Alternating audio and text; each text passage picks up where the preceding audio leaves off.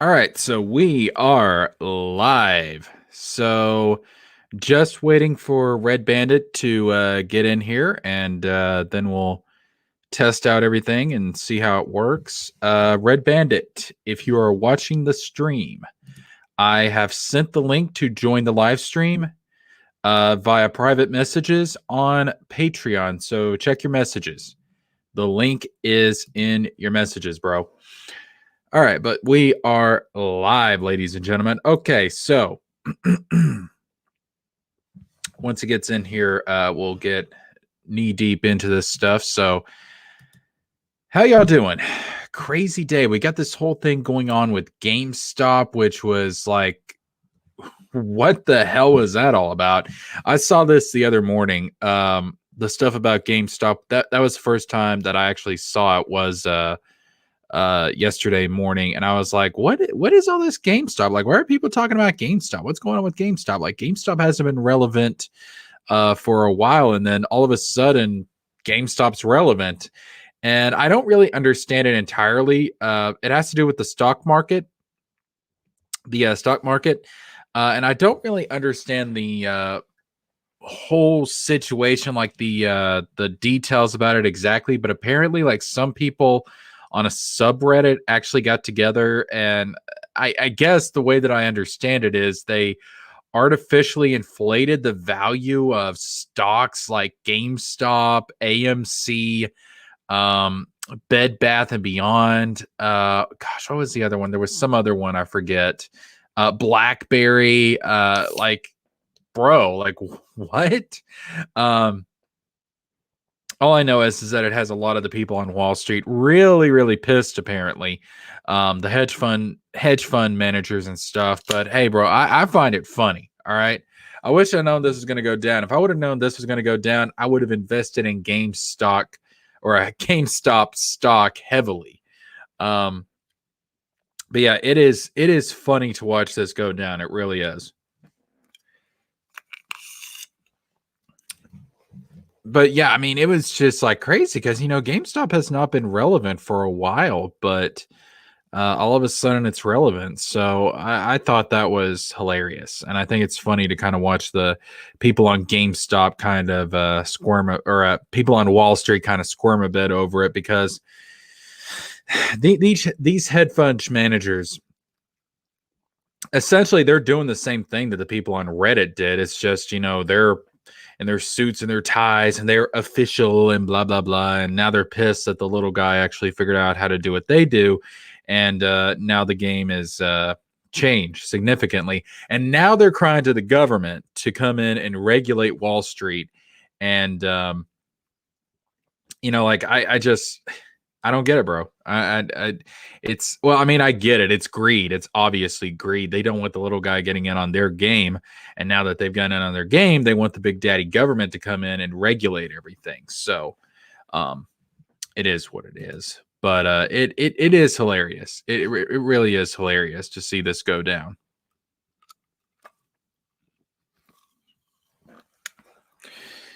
Got my Diet Coke, so I am going to be caffeinated for this. Absolutely. But yeah, next week we are going to be delving into the next week we're going to be doing the official relaunch stream for the channel. So that's going to be kind of the official start of everything this year. And week after that is when we'll actually start doing the live show on a regular schedule, that being Monday, Wednesday, and Fridays at 9 p.m. Eastern. And of course, on the second channel, Jesker James will be doing a morning show at 9 a.m. Eastern. So keep it simple. Monday, Wednesday, Fridays. Keep it simple. All right. Hoping we get Red Bandit in here. He has not replied to my message yet. But I am hoping we get him in here. Maybe. We'll see.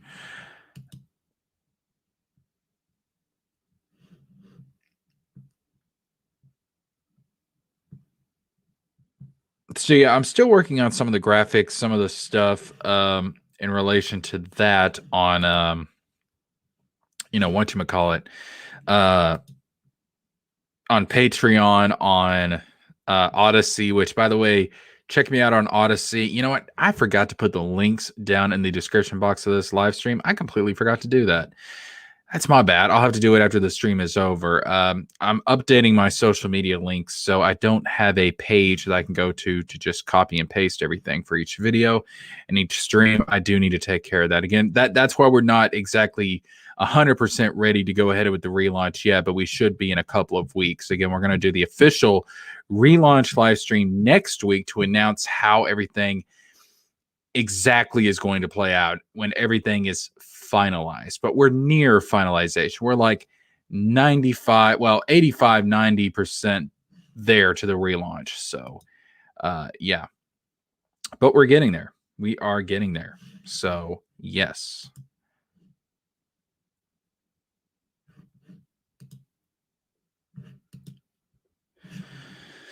All right, so while we're waiting on Redbandit to come in, let's see what other topics have been going on today. Oh, yeah, the Harry Potter live action series. That's something that's been going around. Apparently, HBO Max was talking about doing a Harry Potter live action series, but there was some kind of controversy with J.K. Rowling that may have put the kibosh on that. I'm not entirely sure. But that is, I mean, I'm kind of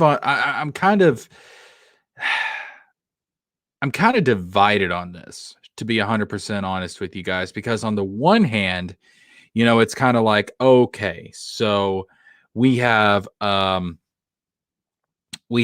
Potter, one of my favorite franchises. Love the movies, love the books. But the thing is about the movies is that the movies were an adaptation of the books. They were not one for one to the books.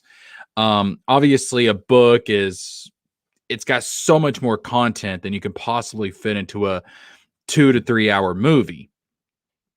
So the movies had to leave out some details. They had to skip over some things in order to make it work on film. And I understand that, but it does kind of, it does kind of leave that sense in your mind of, well, this is kind of a missed opportunity. So a series, a TV series of Harry Potter could rectify that. They could pretty much bring the books word for word, page for page, detail for detail to the HBO Max series and bring it to life. And they wouldn't have to skip out on any details because they could do it over multiple episodes, multiple seasons. And I don't know if they would do like one season per book or how it would work, but they could do that. And it would be a lot more authentic to the book. And that's a very good thing. I do like that. I do like the idea of that. So on the surface, it gets me really excited because it's like, oh, we could get a 100% book accurate Harry Potter representation through the media of film via a HBO Max series. That could be really, really good. But given today's environment, today's culture, politically, socially, there's going to be a lot of SJW left-wing crap that could potentially be added in there that has nothing to do with the books, has nothing to do with the original Harry Potter books. For example, like after the books came out, J.K. Rowling, she was talking about how like Dumbledore is apparently gay, even though there was nothing in the books about Dumbledore being gay. But apparently, like J.K. Rowling came out after the fact and said, "Oh no, like he was in love with Grindelwald." Yeah, and it's like, but that's not in the books. Like, I don't know. It just seems like Rowling really got mixed in with the whole left-wing agenda, left-wing politics, and then like she went back and looked at her books and realized that it wasn't really promoting that. Really wasn't promoting left-wing issues. And I don't know if she felt some kind of sick, twisted version of guilt about it or something, like she had to appeal to the political left. And she came out later and said, "Oh no, Dumbledore was actually a gay character." And it's like, but there's no hint of that in the books. Like, what are you talking about? And like another crazy one was like she came out a few years ago, like when the Harry Potter and the Cursed Child went to Broadway, and she was talking about how apparently like like Hermione is supposed to be black, and I'm like, I mean, if Hermione was black, whatever, that's fine with me, but you didn't write the character to be black.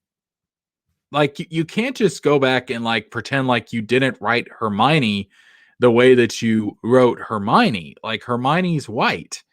There's like I remember somebody pointed out there is a line in the book, and I don't know which book it was, but somebody pointed this out like after this controversy started, where it says, like Hermione put her hand up to her pale white face or something like that. So it's like,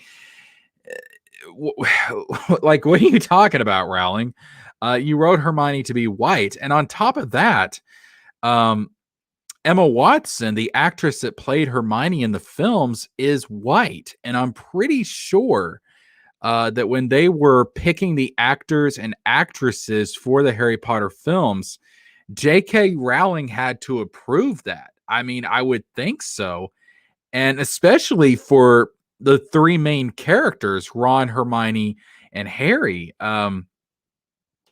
You would think for sure, without a doubt, that she would have to approve whichever actresses and actors were going to portray those three main characters. I mean, this is her trio. This is her main characters.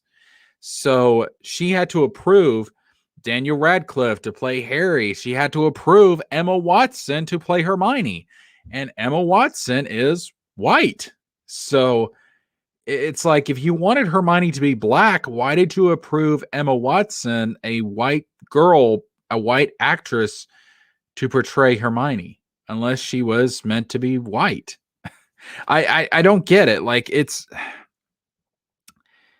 Harry Potter is one of those things to where I like Harry Potter. I mean, I really like Harry Potter. I like the books. I like the movies. I like the video games. But in recent years, it's just been a total, what the hell? I mean, it really has. It's just been one of those, I'm on StreamYard. You just need to add me to the broadcast. Oh, I'm sorry. Yeah, there you are. All right, I see you. You want to be on camera, or do you care? Like, what do you want to do, man? I'll add the stream though. There you go. Yeah. Okay. Awesome. How you doing? Good. It's great to be doing this again. Yeah, and hopefully we'll get you on other streams going forward. The way that we'll do it is, I'll just send the link out on Patreon, and whenever I go live, and if you're available, you can come in, just whatever you want to do. Keep it casual. Okay. So yeah, I was talking about the whole Harry Potter thing, and like that whole franchise is just a mess right now. It really is. Yeah. Did you hear that Harry Potter is getting a TV show on HBO Max? Yeah, but wasn't there some kind of controversy with J.K. Rowling that? Yeah. So are they still going to do the TV show, or are they canceling it? Like, what's on there? I think they're still doing it. I'm not entirely sure. I'm not really a hardcore Harry Potter fan. I'm really more of a casual Harry Potter fan. Like, I've seen the movies and I've played a few of the games, but that's about it. Right. Back in the day, like Harry Potter was, when the films were coming out, I mean, it was massive. Yeah. And you had people lining up for the books and everything. But I feel like they don't really know what to do with the series at this point. And J.K. Rowling has just been in so much controversy that, I mean, it's just a mess. I mean, you look at the Fantastic Beasts films and the whole Johnny Depp thing and Grindelwald and all that, and even before that, like the Fantastic Beasts films just seemed really all over the place. Yeah. And it just seems like they want to turn the franchise into something bigger. Mm-hmm. They want to expand it, but I don't think they really have a grip on how to do that. Yeah. And I hate to bring this up, but I feel like Harry Potter is kind of going down the same road as Star Wars.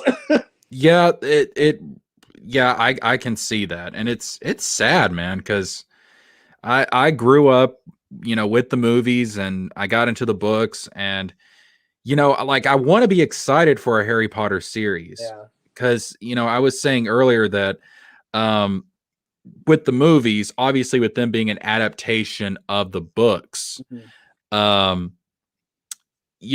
they have to leave out some details. Right. Because the books are so long and you've only got so much time in a film, you can't put in everything.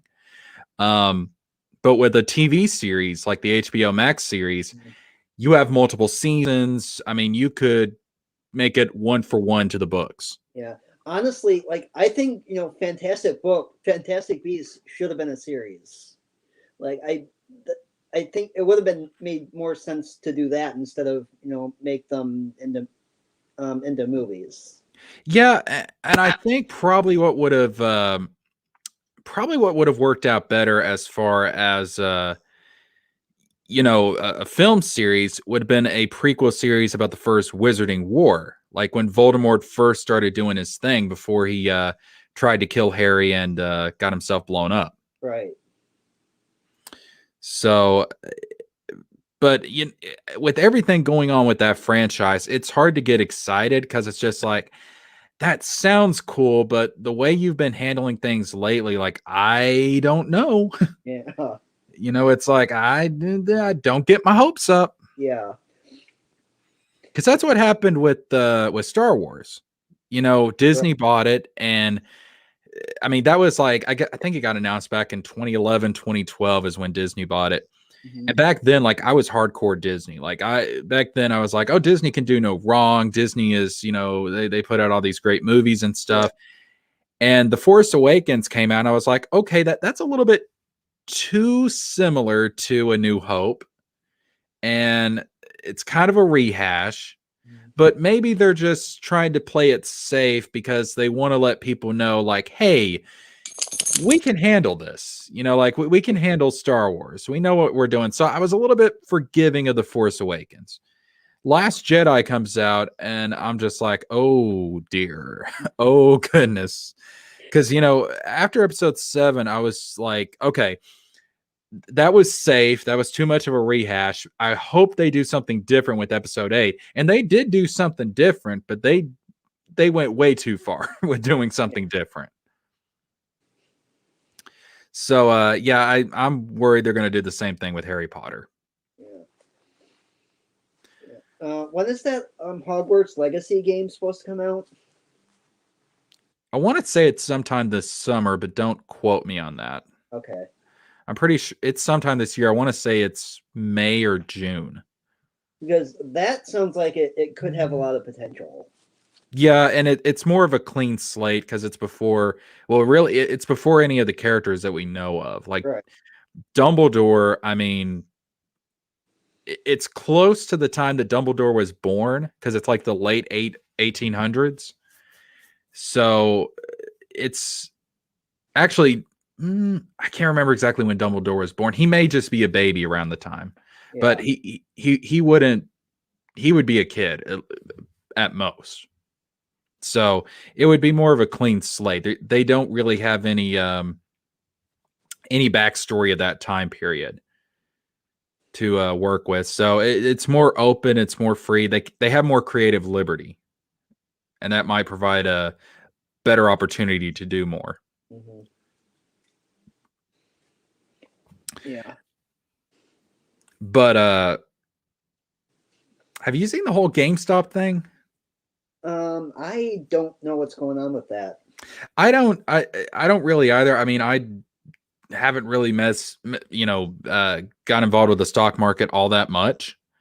So I'm not entirely sure what exactly is going on, but it's like some people got together on Reddit and they like artificially inflated the value of different stocks like GameStop and I think Bed Bath and Beyond, AMC, BlackBerry, and it's like just caused a panic because it's kind of messed up the whole valuing of these companies and stuff. I know AMC. You work for AMC, right? Yes. And apparently they just raised like a ton of money, like close to 900 million. Wow. So, yeah. I mean, if you can take advantage of the situation and gain some cash off of it, why not? Yeah. So now they're no longer in danger of closing down. Yeah, and this is a perfect time for something like this to happen. Right. I mean, that's a saving grace right there.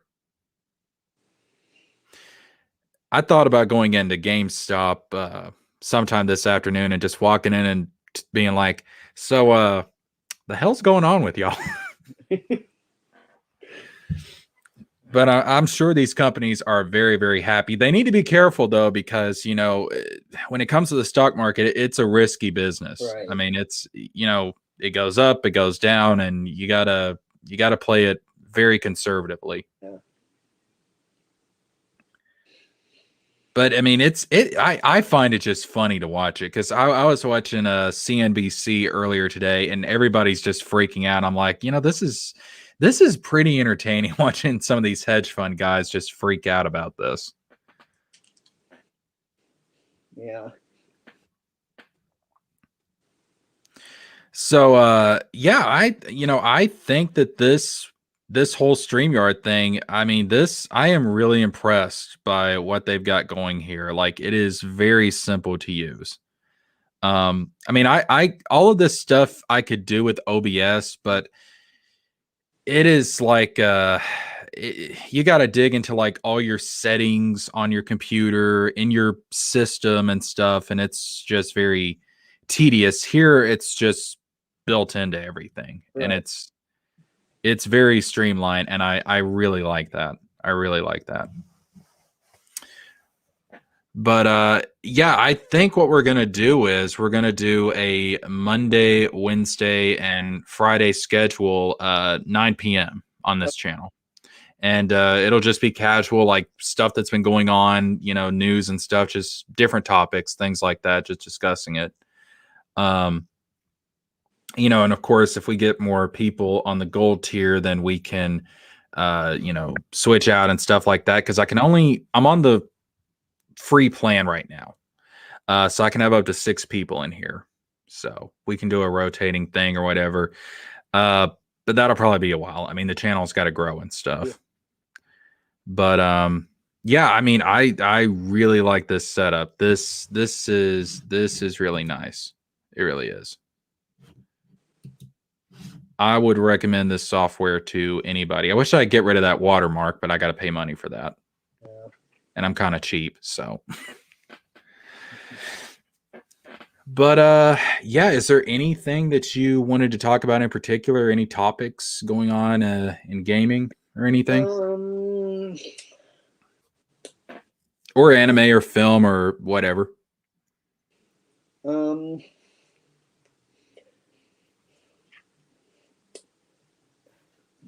There was one thing regarding Final Fantasy VII Remake that I've kind of been thinking about. Mm-hmm. And it's something that we talked about before. About Aerith's death. Yeah. And since you said that with the Whisper's gone, the writers are free to do whatever they want. Right. I'm wondering if there's a chance that they might not kill Aerith.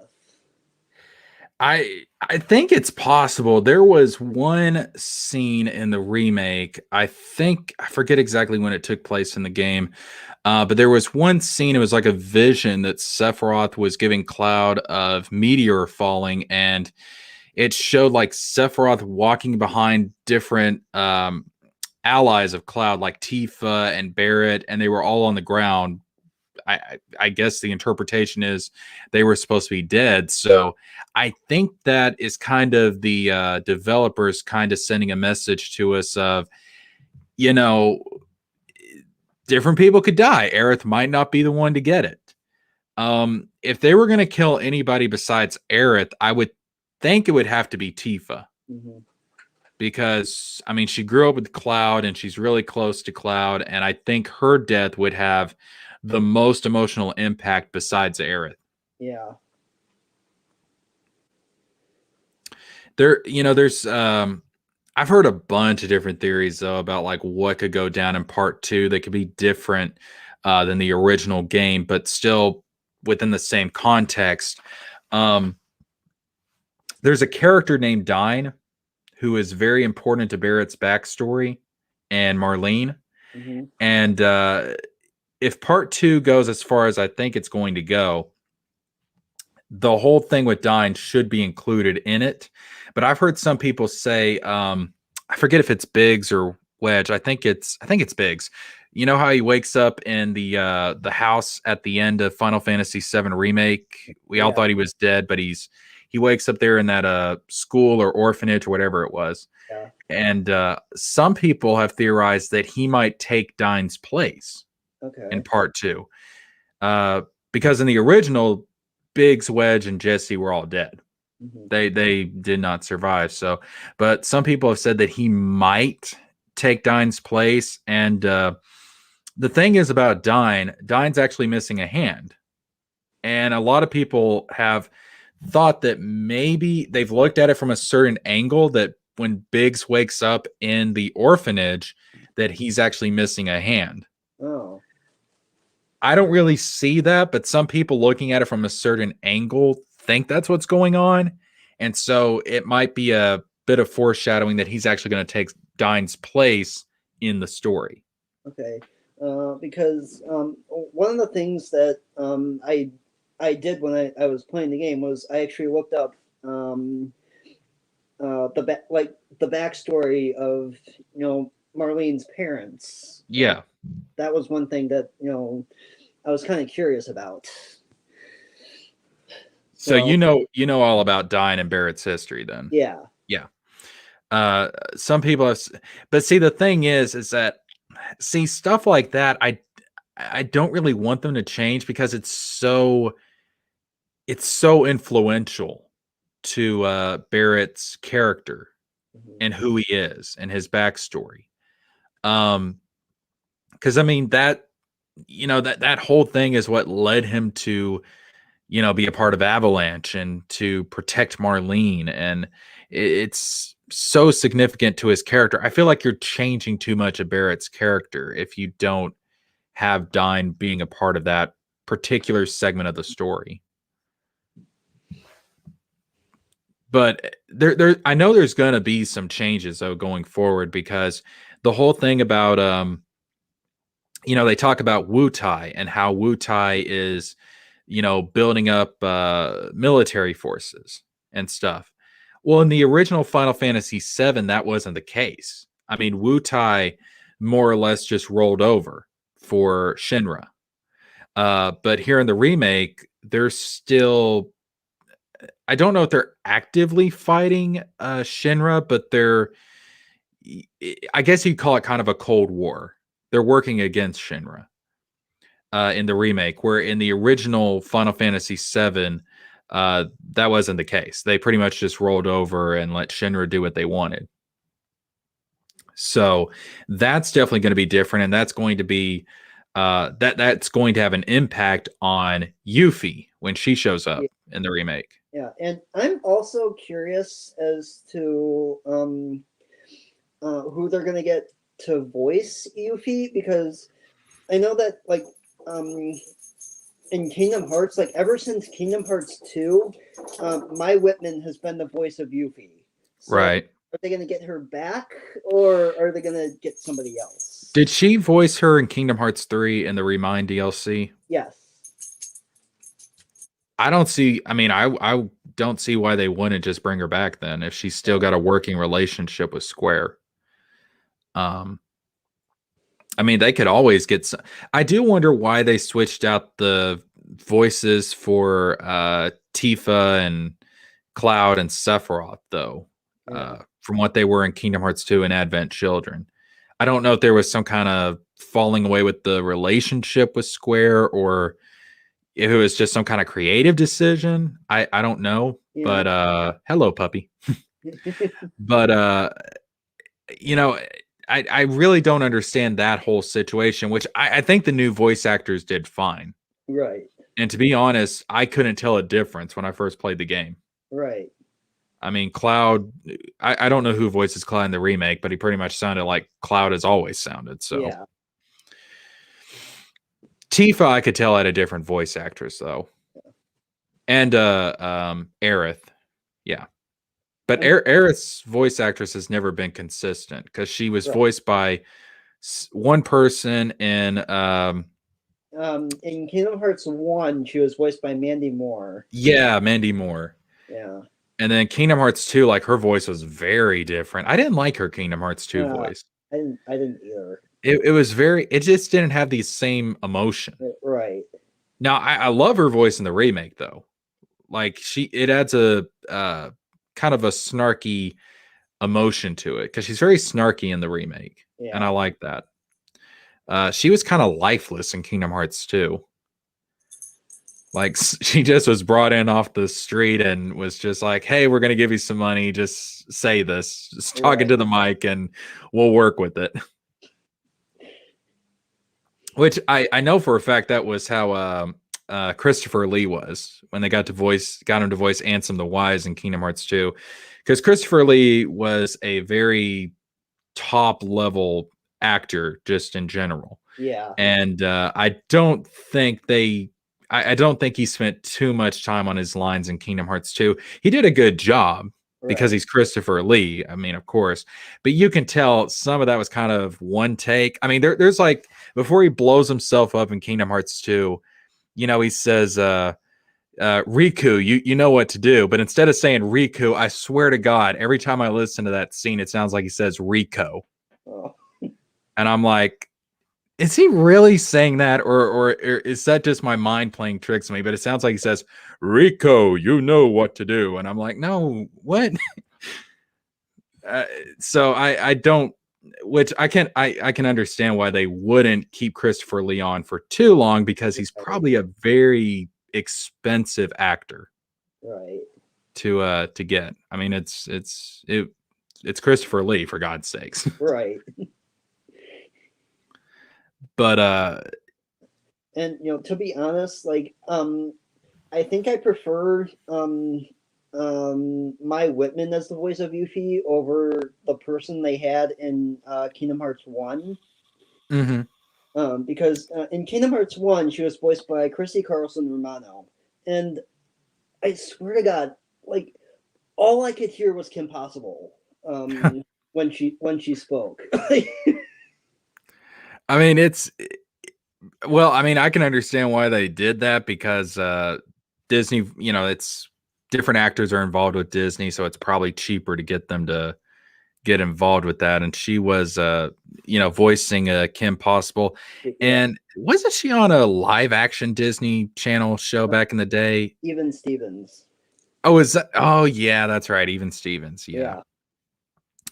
Yeah, it was probably easy to get her to do it back then. And of course, that was before Advent Children, so they didn't really have official voices for these characters yet. That was, because the original Final Fantasy VII didn't have voice acting. Yeah. But we have come a long way since then. Yes. I remember playing Kingdom Hearts 3 and noticing there was no text bubbles when you talk to the characters. I was like, oh, look, technology. That's amazing. Like, I was just so amazed by that because I'm so used to text bubbles in Kingdom Hearts. But that little things like that I took notice of when playing the game. But I was thinking about this too the other day. I really think Kingdom Hearts 4 is going to be a better game overall than Kingdom Hearts 3. Mm-hmm. And not just because it's coming out later than Kingdom Hearts 3, so it'll be more advanced, but also because the team that worked on Kingdom Hearts 3, that was really their first time messing around with Yeah. HD graphics, and home consoles had changed drastically since Kingdom Hearts 2. So now they've had all this experience, they've had all this trial and error, Yeah. and now that they've got that behind them, I think they'll be more confident in making Kingdom Hearts 4. Yeah. I mean, Kingdom Hearts 3, like, it still looked great. Like, visually, it was amazing. Yeah. I really liked how they made Sora blend into all the different worlds. Yeah. Because that was a big problem back in the day, Mhm. especially when it came to the live action stuff. Like, he kind of stuck out like a sore thumb. But, Kingdom Hearts 3, I forget what they call it. I think it was called the Kingdom Shader. Yes. Was the technology they used, the software they used to make them blend in with all the worlds. So that was really nice to see. And I'm interested to see, like, like if they do an actual MCU world or Star Wars in the future, how he would blend in with all that. Yeah.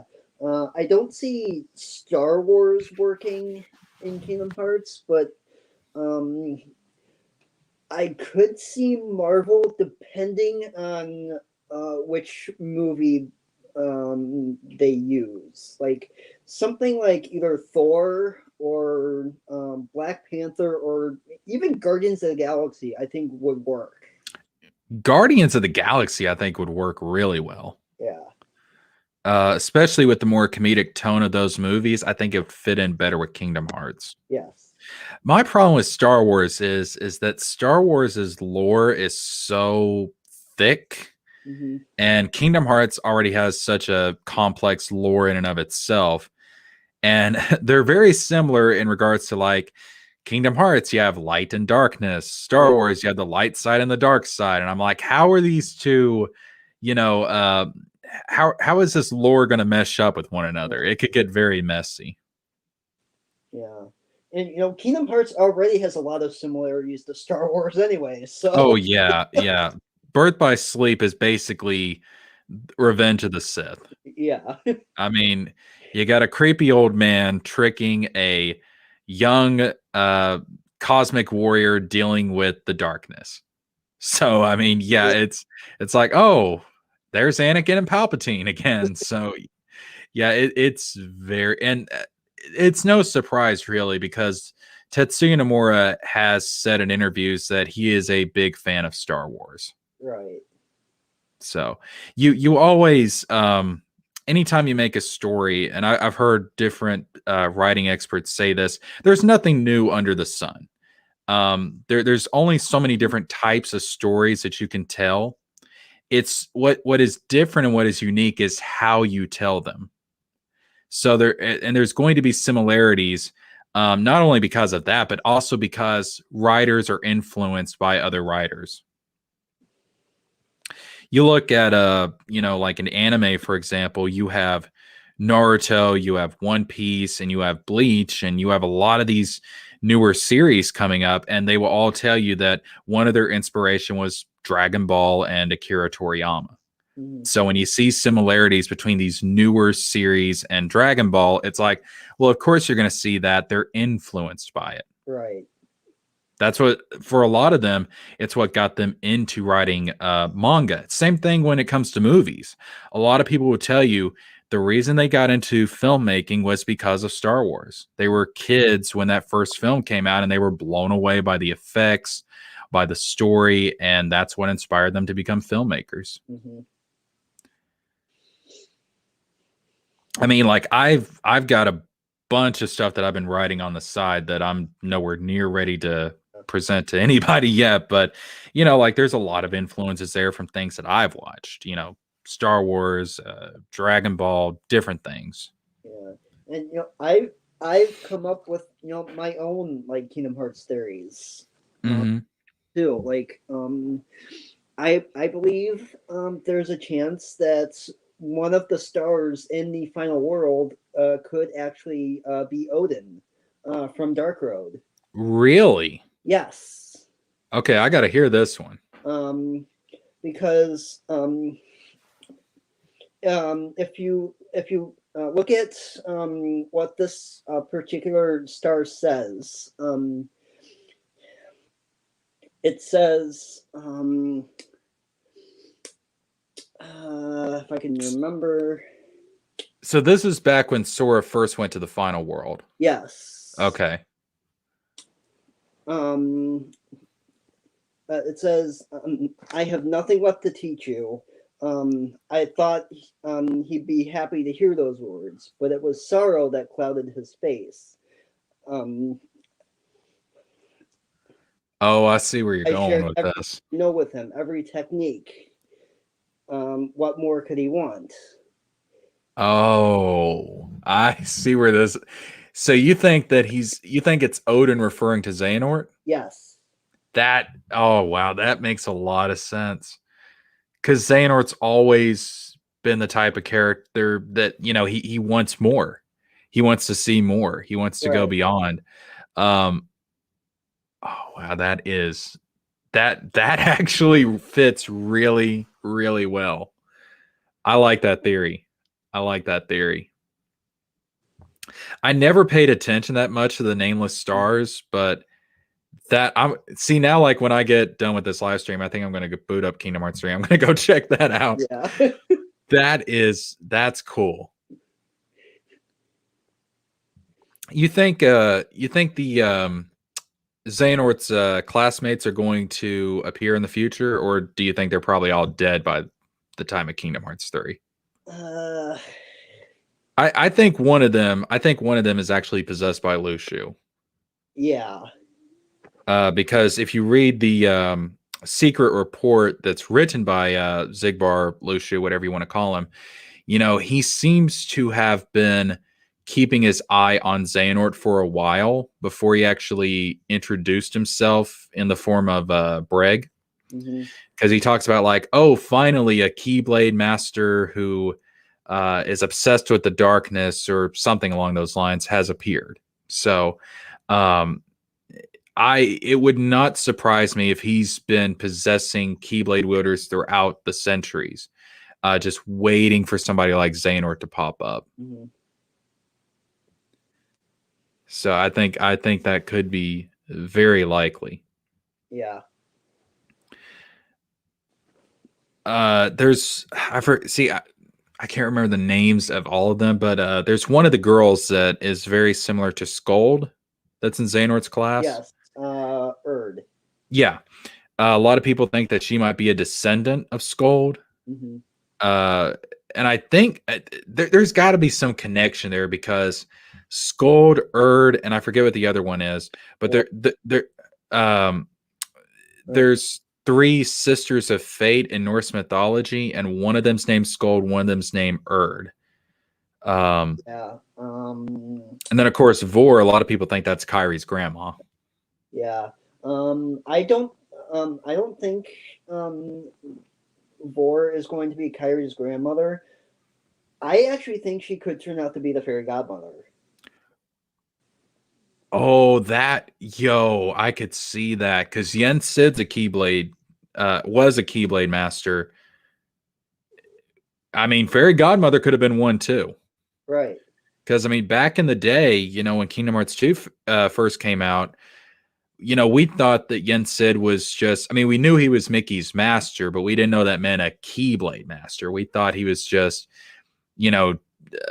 teaching Mickey stuff about the worlds and magic and stuff like that. And then Birth by Sleep comes along and it's like, oh, this dude was a Keyblade master back in the day. Oh, okay. So that could be entirely possible. I still want to know how the heck she got into the final world. Yeah. That's I mean, that threw me for a loop when I first saw it. I was like, what? Because I don't really like that the final world has gone from this place that was supposed to signify like death. Basically purgatory. To a place that pretty much anybody could get to. Yeah, it's like I thought you had to die to get to this place. Right. Like, and all of a sudden, and I know she like says something about like, oh, I have power over dreams and stuff. And I'm just like, okay, but how does that let you get into purgatory essentially? Like, I mean, maybe it has something because Charity did say that sleep and death are deeply connected, and of course that would mean dreams has got some kind of connection to death. Right. Um, and he talks about how apparently like Sora's crossed over during his dive to the heart segments, which still needs some explaining because I mean, I was playing Kingdom Hearts 1 and 2, and I never saw anybody in their dive to the heart segments cross over to some world of ocean and sky before, but Yeah. Which maybe it's got something to do with that. another theory that I had was that Kirthi says to Sora that he's wandered to the final world before on his visits to the Station of Awakening, which kind of made me think, what if the voice we've been hearing in the Station of Awakening throughout like the entire series has been Chirithy the entire time? That would make a lot of sense. But I like that. I used to think it was Ventus because Ventus was asleep in Sora's heart. And that's essentially what dive to the heart is. It's going in. It's literally going inside your own heart or inside somebody else's. So I thought it could have been Ventus, but Chirithy makes a lot of sense because he talks like he's been keeping an eye on Sora for a while. Yeah, that makes a lot of sense. And he kind of, the voice gives out some words of wisdom and really seems to know a lot about, like the journey that Keyblade wielders have to follow, because it talks about like, oh, this is the first step towards your journey. Remember, the day you open the door to the light is both far off and very near. And like that sounds like something that an ancient entity like Chirithy would say. Yeah.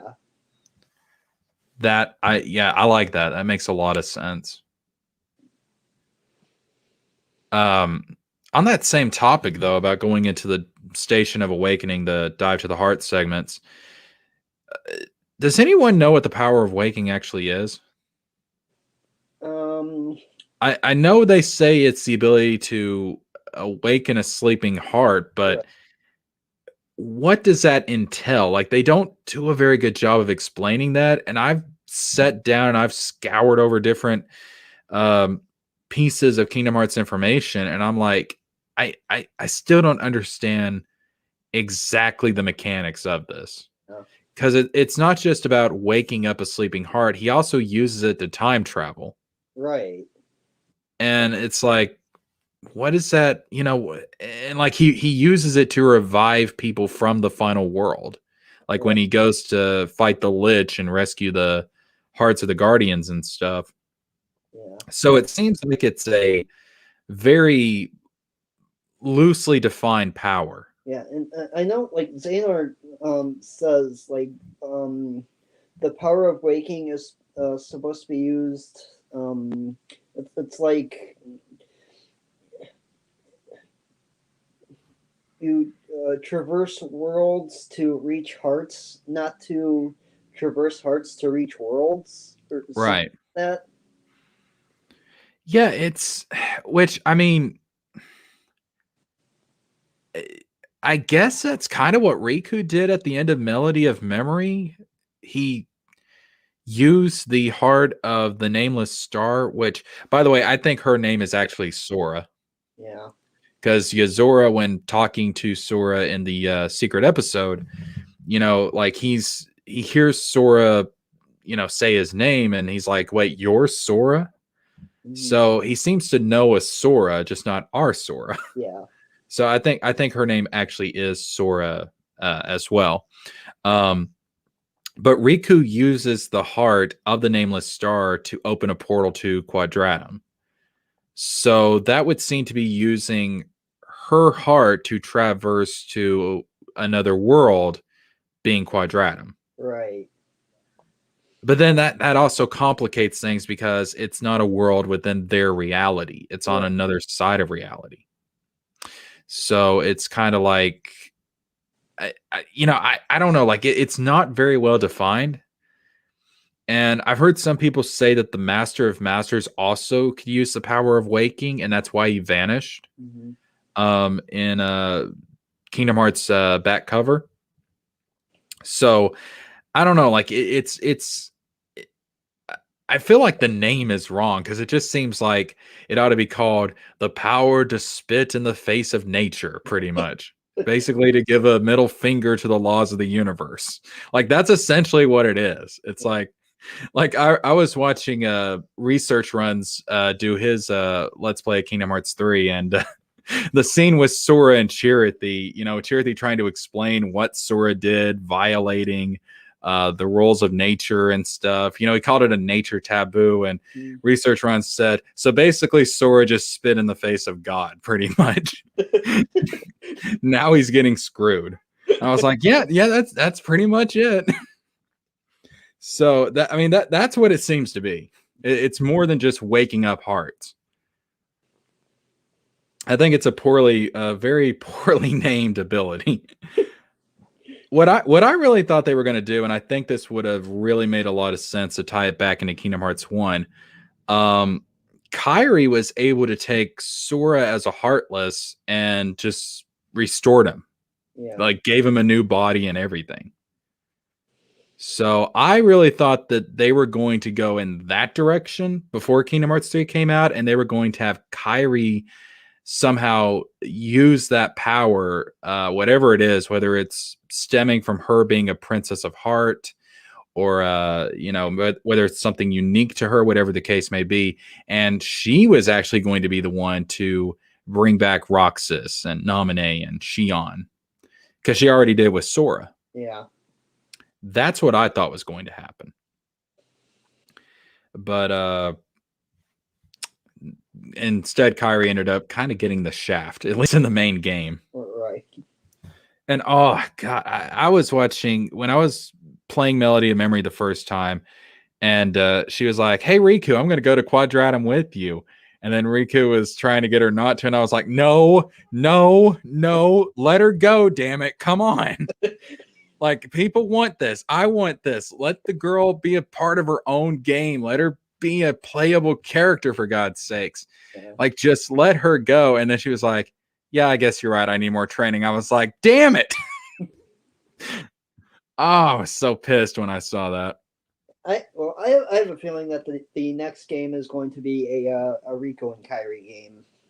That's what I thought. I thought it was going to be Riku, Kairi, and maybe a playable Yozora. Right. That's why I was like, please, just let her go with you. Like, come on, bro.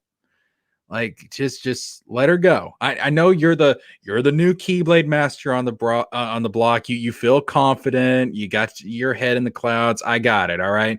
But what better training than actual real world experience? Like, get out there and do it. The consolation too that her training with Aqua, that makes sense as far as that dynamic goes. Mm-hmm. Because it's like the fake Xehanort in Melody of Memory said, Kairi's being trained by a former Keyblade master. Right. And Yen said, now she could be trained by a active Keyblade master. I think that makes a lot of sense. And it works too, because Aqua is very light oriented because she's Ericus's successor, and Kairi is a Princess of Heart, which is, pure light. So I still think that Yen Sid should have just sent Lee and Kairi to go train with Phil. That would have been. I was so pissed that we never got a moment in Kingdom Hearts 3 where Phil acknowledges Sora as a true hero. Yeah, I wanted. If they would have done that, I would have been fine with Olympus never coming back. I just wanted that moment where he's like, yeah, sure, you're a true hero. I would have been like, thank you. We put the bow on that little subplot from Kingdom Hearts 1. Yeah. Yeah, because if you think about it, Phil did actually he trained Sora Yeah. like to use the Keyblade. Like, I mean, those tournaments had to count for something. yeah, I would have liked to have seen Zeus kind of, because I mean Zeus was is a god and everything. You would think he would know about stuff going on, with the larger scheme of things outside of his own world. So I would have liked to have seen Zeus actually tell Phil, like, dude, do you know all the stuff this kid has done? Like, Cerberus, the Titans, like, that ain't nothing to this guy. Like, he's saved not only this world, but all the worlds multiple times over. Like, yeah. he's a true hero, and I'm a god saying that, so screw off. Like, I would have loved for that moment to happen. I mean, forget being a hero. Sora should be a freaking legend by now. Yeah, yeah. Like I heard somebody say, like, Sora, when he went back to Destiny Islands after Kingdom Hearts 2, he probably had all this homework he had to catch up on. I'm like, wait a minute, no, no, no, no, no. Like, the people on Destiny Islands, the people, his teachers, have no idea about other worlds. They have no idea how things really work. All right. Sora should be teaching them, okay? He and his friends know more than anybody on that little island, all right? Like, this guy, like, he could do a whole class, like, okay, well, there's actually many worlds, and people are made up of a body and a heart and a soul, and these things can all get split into different things, and you can become a nobody and a heartless. So, and light and darkness are actual tangible things that can influence this crap. Like, oh, and by the way, there's these keyblades, which are like your only defense against the darkness, and like the red haired chick down the road, she's actually a princess, and she's like one of the 7 cornerstones of the universe, pretty much. So I mean, like, Sora ought to be teaching everybody on the islands. Like, Sora does not need to catch up in his homework. He's good. But it's kind of funny when you think about this stuff, like they never addressed Sora's mother after Kingdom Hearts 1, and she's got to be sitting on that island, like, when he goes off to do the whole dream drop distance thing, she's like, there he goes again. I guess I'll just eat dinner alone this time again. I mean, it's kind of funny to think about. Yeah. There have been so many theories on who Sora's mother is. Oh, I know. Like, some people say, oh, the acronym for the Master of Masters is MOM, mom. And you have Sora's mom. So Sora's mom must be the Master of Masters. I mean, it's which, I mean, this is Kingdom Hearts. Like, there's stuff that has come out that I'm like, that's ridiculous. It's like, I mean, it's like, the whole Ventus Roxas thing. Like, oh, well, Roxas is actually, his appearance is actually a side effect of this other guy from 10 years ago that's sleeping in Sora's heart. And it's like, that's ridiculous. And then Birth by Sleep comes out. It's like, okay, apparently it's not as ridiculous as I thought. I mean, I've heard a theory that Roxas is actually Ventus's nobody, and then Vanitas is Sora's nobody. That I don't know about Vanitas being a nobody, but it's kind of, when you do look at it that way, it's kind of like Roxas and Vanitas are kind of the inverse of one another. Yeah. Because Roxas's appearance is due to Sora's connection to Ventus, and Vanitas's appearance is due to Ventus's connection to Sora. That's kind of freaky. Now I kind of want to see Roxas and Vanitas get into a fight. I'm still waiting on that rematch between Roxas and Riku. Oh, that is something I want to see. That would be, that would be that would just be like a huge grudge match. Like, just that would be so freaking petty. I saw somebody before Dream Drop Distance came out, before we knew that it was actually Dream Worlds and not the actual the actual worlds. A lot of people thought like this version of Pinocchio is going to be the current version of Pinocchio and would know about like all the stuff Riku did to him in Kingdom Hearts 1. And Riku would go up to him and be like, so Pinocchio, are we cool? And Pinocchio would be like, yeah. And then his nose would just grow. Just showing like he had this hidden grudge towards Riku. Yeah, I mean,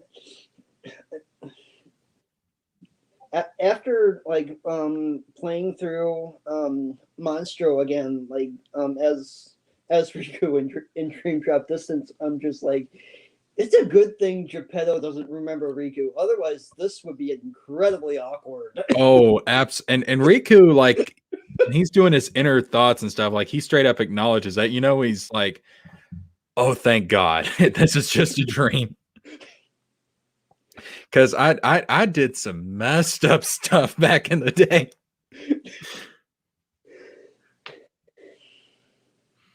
But on that same note, I mean, Riku, he really is like one of the best written characters in the series. His whole redemption arc, his I've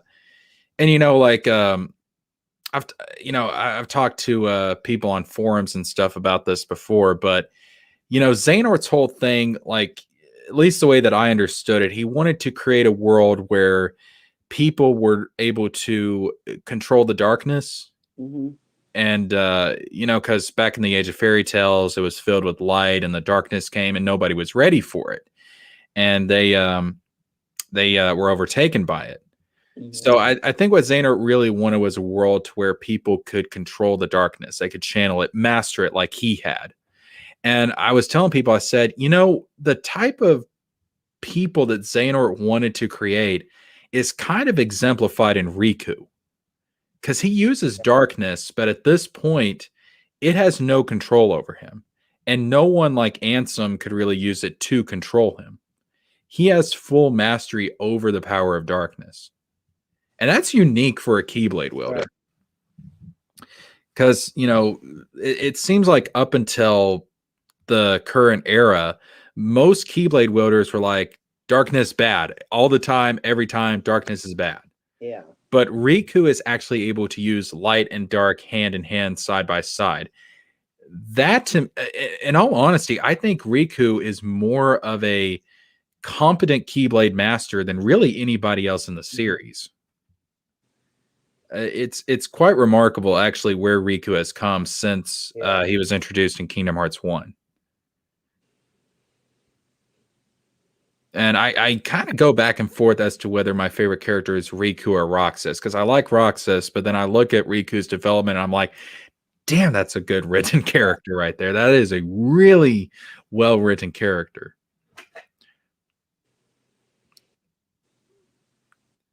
I mean, you gotta, Riku was looking for Terra's approval back in the Remind DLC. And, it's kind of like, maybe Terra ought to be looking for Riku's approval because, Terra he ended up in this whole mess with Xehanort because he couldn't control his darkness. He let Xehanort use it to manipulate him. And now Riku has, he was manipulated by Ansem, but as young Xehanort said in Dream Drop Distance, he's like, we have no use for somebody who, has control over their darkness. Like, we can't manipulate you. We can't use you. You've mastered your darkness and, we can't do anything with you. That's why they couldn't make him a member of the true organization. Mm-hmm. Instead, they went for the replica, the knockoff. Xehanort was like, damn it, I'm going to get a Riku one way or another. If I can't get the bona fide deal, I'm going to go get its knockoff. I can time travel. Screw it. Yeah, and after like the Kingdom Hearts 3 epilogue, Lushu has pretty much become one of my favorite characters. Yeah, that whole reveal when I first saw the epilogue, I was like, oh, damn. He's Lushu. Because there was a lot of theories about Xigbar being the master of masters, and I was so focused on that. I wasn't necessarily convinced of it, but that was like in the back of my mind. But I hadn't really thought about him actually being Lushu. Yeah, I'm Because I'm still not convinced that Sora is the Master of Masters either. So God, I hope not. I really hope not. I mean, I'm sure he's going to have a connection to somebody, but I hope he's not, because I've told people have have asked, how do you explain Kingdom Hearts to somebody? And I was like, oh, it's easy. I can explain Kingdom Hearts in 2 sentences. Everyone is Xehanort. Everyone else is Sora. That's it. yeah, Most of the characters you're going to meet is a Xehanort or a Sora in some shape or form. And I hope we've kind of moved away from that, because I think it's kind of run its course at this point. Like, let's, there's the whole reincarnation theory about the foretellers and the current main characters being reincarnations of them. I think that theory is pretty much dead because they're existing in the same time period now. But I hope these characters are brand new. yeah. But that being said, there's got to be a reason why they're wearing those masks. Right. There's got to be a reason why the Masters, his name, his face is being hidden. Right. If they were just completely new characters, why is Nomura going through the trouble of hiding their identities? Right. Like, if they're brand new original characters, just take the mask off, take the hood down. Right. And I heard like another theory that's regarding like the end of Melody of Memory, where it wasn't the foretellers that Yensid was talking about, but the Union leaders are the Lost Masters. Yeah. I think Lost Masters, yeah, that Yensid is probably referring to them, because he talks about how Scala ad Kylum was the city of the Lost Masters. Mm-hmm. And if you look in the Remind DLC, there's a device that Sora interacts with, and it shows like different stages of Daybreak Town. Mm-hmm. And you have like the first stage is Daybreak Town as we've known it, very peaceful, very tranquil. And the second stage is like Daybreak Town with like this dark sky, like red. I think it's a red sky. And then after that, it's Scala. And then during the Xehanort fight at the end of the game, the underwater section, you see the Daybreak Town tower underneath Scala ad Kylum. So specifically what Yensid is referring to, since he's talking about Lost Masters in relations to Scala ad Kylum did not exist during the time of the Foretellers. It was Daybreak Town. It seems like it was the Union leaders that established Scala. So he's probably referring to the Union leaders. Mm-hmm. But I think in general, I think Lost Masters refers to all of them collectively, because they're all lost, or they were. Yeah. Now, I think Ventus is going to be playing a much bigger role than he did in like the previous saga. I want him and Lorum to have an interaction. I want Lorum to get his memory back, and I want to see that go down, because you look at the Union Cross updates lately, like he was getting ready to kill Ventus. I mean, that was it was hilarious to like see him just smacking around people. Like he was pissed. I mean, I remember reacting to that. I was like, oh no, he is so pissed off. Like, I mean, I want to see that interaction between those two. Because Ventus has no idea. Right. Like, as far as we know, he has no idea. And of course, Marluxia, well, he's Lorum now. He's should have become human at this point. We don't know what his situation is with his memories. Mm-hmm. When he was fading away in Kingdom Hearts 3, it seems like he was starting to remember, because he was saying like, I'm starting to remember my purpose for being, which is obviously referring to Strelitzia. Mhm. Yeah, and in like the when Sora's in the final world, he's talking to Chirithy. Chirithy, he talks about Ventus and says, he doesn't remember the past, which makes me wonder, did Chirithy wipe Ventus's memory? If what I think about darkness and Union Cross is true, I think darkness is some kind of, I don't want to say he's necessarily Vanitas, but he's like a proto Vanitas. He's like part of what Vanitas will become. And I think it's got something to do with that. It is kind of interesting though. Like, why is Ven's Charity the only one still around? Right. Because as far as, and I may be wrong about this, but as far as I understand, didn't every Keyblade wielder during the ancient past have a Charity? Yeah. So Lorem, Elrena, should have Charity somewhere, shouldn't they? Right. Like, as long as they're alive, their Charity ought to be alive. Right. So, I know you had a theory that Sora is like a reincarnated version of the player. Yep. If that's the case, then wouldn't Sora have a Chirithy? Possibly. I see if he's a reincarnation, that means that as the player, he must have died at some point. Mm-hmm. So maybe the Chirithy ceased to exist at that point. I don't know. That possibly. But then again, the nature of Chirithy is weird because we know Chirithy is a dream eater. Right.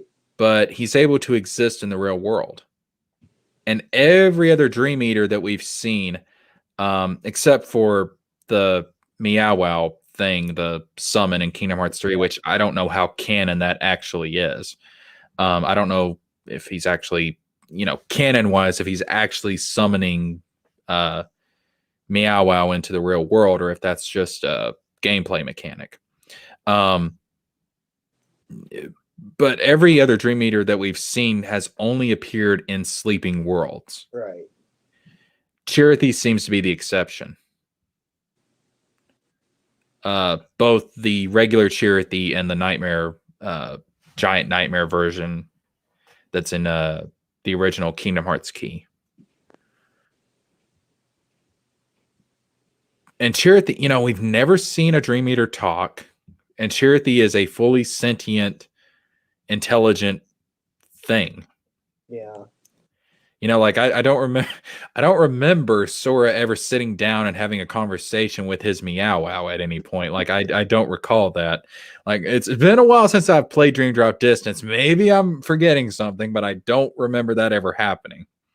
I don't remember Meow Wow ever just being like, oh, let me drop some lore on you or something. Like, no, I don't remember that ever happening. I just remember playing a bunch of mini games with those critters and feeding them and stuff to get second chance and once more as soon as possible. But I do, because Nomura has said before, like, this is Sora's story. He's got to play a role in everything. Yeah. So we haven't seen anything connecting Sora to that time period. So I think it would be very interesting, and I think it's very possible that when Union crosses over and we see the ending, we see the player character die at some point, whether they're killed or they just die of old age or whatever the case may be. And we see them passing into the final world. They get absorbed into the light of Kingdom Hearts. We get a flash on screen. And then all of a sudden we have Sora waking up on Destiny Islands. And it's like, oh, look, he's the player. Mm-hmm. It's like, okay, so that's his connection to the Union Cross stuff. Because with there being so many different versions of the player, because you have different people playing, basically the player is just a custom avatar pretty much. Right. You can't have in the main games, you can't have an actual player character show up. Right. But if that character died, and they keep it ambiguous. They don't really show the player. They don't really, give any representation of the player, but they say that character that Ephemer knew and Skuld knew, because they're going to show up at some point, was reincarnated as Sora. You can have a connection that way. Yeah. So I still think Sora is probably the reincarnation of the player. The only thing that makes me question that theory is that at the beginning of Dark Road, Xehanort was having flashbacks of the player's memories. Right. So I was like, oh crap, well maybe Xehanort's the reincarnation of the player, which that would be weird. Given how the player is the player doesn't have a defined personality, but they don't seem Xehanort like, you know what I mean? Like it's not like I don't see the player going around like, oh, I wonder about the nature of light and dark in the world and all this stuff. Like I want to go and figure all this stuff. Like the player's never done anything like that. Yeah. Just seems like the player helps out anybody and everybody the player can, kind of like Sora. Yeah, and Xehanort has always had a connection to Sora, so yeah, they are the inverse of one another. You look at, I think the best example of that is, like I was saying, that's, everyone is Sora, everyone else is Xehanort. You look at all the different beings that come from Sora, Roxas, Xion. They all become their own independent people. He in Dream Drop Distance, he says to Roxas, you deserve to be your own person. Xehanort, it's the exact opposite. He wants all the people he's connected to, Xemnas, Ansem, Terra Xehanort, all the people he's given pieces of his heart to, he wants them to fall in line. He wants them to focus on his goal. He's not interested in what they want. Yeah. So they're the inverse of one another. I wish Nomura would have played that up a bit more. I think it would have worked narratively better in Kingdom Hearts 3, being the conclusion to the fight with Xehanort. I wish they would have played up the Sora Xehanort dynamic more, because there's a lot of depth there between those two characters in terms of their relationships to one another narratively, but Nomura doesn't really play it up like I think he should have. Yeah, and there's like one line in Kingdom Hearts 3 that I found to be very interesting, since Sora actually repeats a line that Xehanort says in Dream Drop Distance, where Sora says, a true Keyblade Master knows that destiny is beyond his control. And Xehanort in Dream Drop Distance said destiny is never left to chance. Yeah. Yeah, it's that whole, they're like the inverse of one another. Xehanort's obsessed with finding knowledge. He's obsessed with he's unsatisfied with the world as it is. He even says like this world is one of ruin. Right. And that's why he wants to create another one. But Sora, he loves the world as it is. He's connected to so many people. Yeah. He's forged all these relationships. Again, they're the inverse of one another. Yeah. But I don't think the relationship gets played up as much as it should have been. I think there's you can kind of tell the whole tension between Xehanort and Sora in the very last cutscene, because Sora says, like you said, a true master, or a true leader realizes that destiny is beyond their control, and he says so forcibly to Xehanort, he says, and accepts that, and then he gives him the death glare, like, piss off already. So you can tell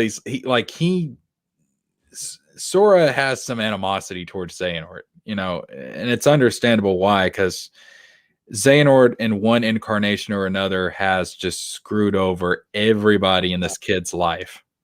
I mean, he killed Kyrie, so Yeah. I mean, like at that time, Sora thought Kyrie was dead. It's like we just did the Palpu thing, which is pretty much the Kingdom Hearts equivalent of kissing, and like our whole romance just got solidified. And then you take her out, like, no, dude, that's not cool. Like I'm not letting that go. I do think it was kind of I didn't like how Xehanort just gave up at the end. You know, Ericus comes out and he's like, you know, you need to hand over the Keyblade. And you remember that time we played chess and Xehanort's like, yeah, I guess you're right. Here you go. Very well done. Good job, kid. Peace out. It's like, I kind of wish he would have been a bit more stubborn towards the end. Mm-hmm. I think they could have written that a bit better. Yeah. I mean, I don't mind Xehanort getting to go off to Kingdom Hearts Heaven or wherever, but it shouldn't have been that easy. Like, I think I would have liked to have seen a scenario. They could have done DLC where it's like Xehanort going through some kind of trial or something in the afterlife to try and redeem himself or something, and like maybe he could experience all the pain and suffering he brought to people, and maybe like fight phantom versions of the Guardians or something. Yeah, I remember you talking about this before, and that actually would have been cool.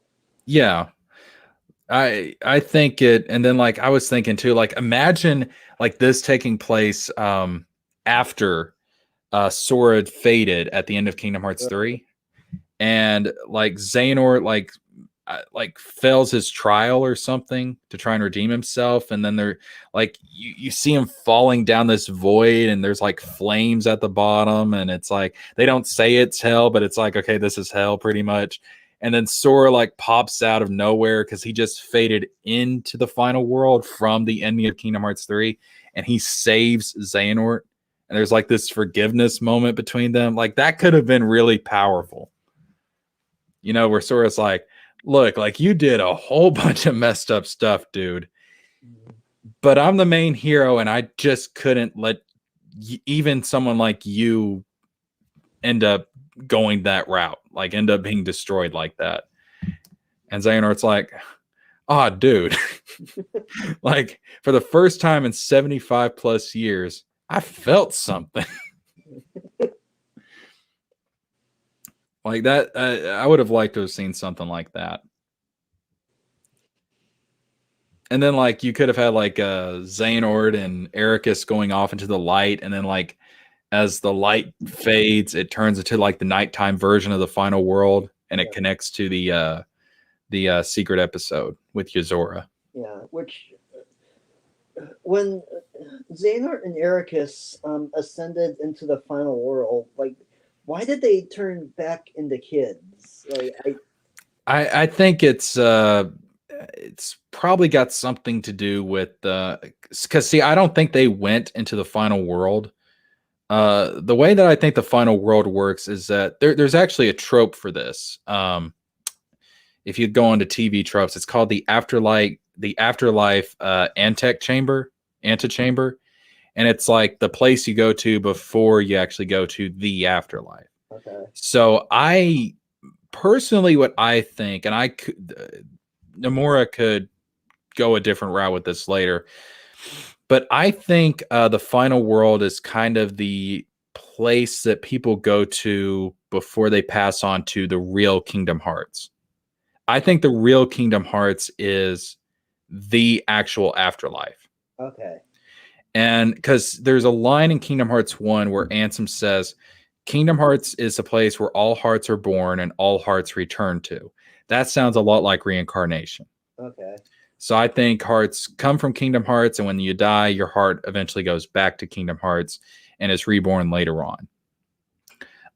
But I think the final world is for hearts that are not ready to pass on, and they've got some kind of attachment to their former life, and they end up going there to work that out, to kind of get past that before they can move on.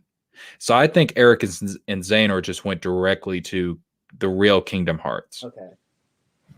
Now, I could be completely wrong. And I think the whole thing about them turning young again, I think that just has to do in a lot of religious and spiritual traditions. When you go to the afterlife, you end up in a younger body, like you're healthier, like you at your peak. Okay. So instead of going there as crippled old men, they end up going there, in a place where they, in a state where they were the happiest, I guess you could say. So I think that's all that was. I need to go grab my charger. I will be. That's fine.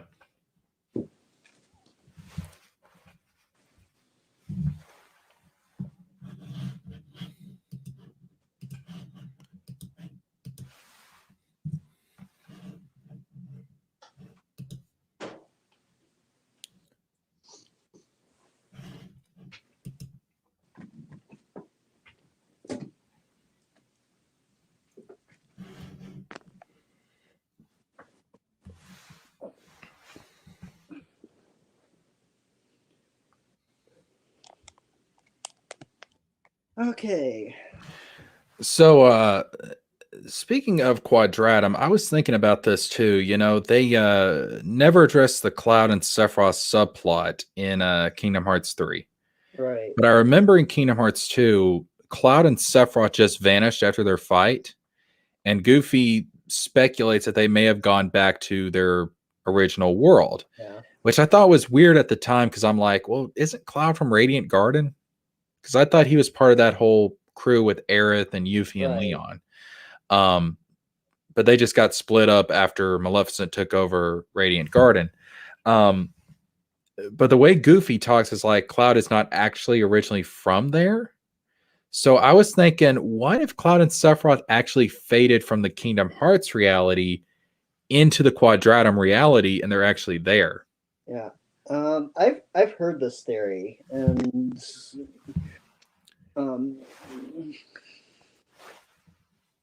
I can buy that. Yeah. It would certainly, because I was pissed that we didn't get a Sephiroth fight in Kingdom Hearts 3. Right. But if that's the route that Nomura goes with this, then from a story perspective, it can work. I mean, it would fit. I still want to know what happened to Zack. Maybe he's in Quadratum too. What I would have liked to have seen is maybe during the secret ending, the original secret ending of Kingdom Hearts 3, when you had Sora and Riku and Quadratum, like it flashes to different parts of the city. Like, what if there was like a split second where you actually see Cloud in the background somewhere? Yeah. It would have been like, oh snap, okay, so Nomura didn't forget, he's just saving it for later. It'd be like, okay, you know what? That's fine. I still think we should have got a playable Radiant Garden. Yeah.